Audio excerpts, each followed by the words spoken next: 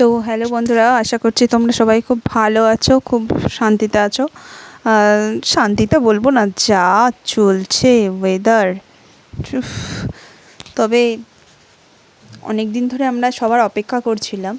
In fact আমিও অপেক্ষা করছিলাম, কিন্তু যেটার খুব প্রয়োজন ছিল, অন্তত যারা আমরা বাড়ি ঘরে থাকি, সবাই এক্স্যাক্টলি আমরা বাড়িতেই থাকি, কিন্তু তার আসার খুব প্রয়োজন, খুব খুব প্রয়োজন। তাকে অনেক সাধ্য সাধনা করছি নিয়ে আসার জন্য, কিন্তু সে ফাইনালি এসেছে মানে তাও ঘন্টা এক হচ্ছে এসেছে। তো চলো দেখিয়ে নিই কে এসেছে।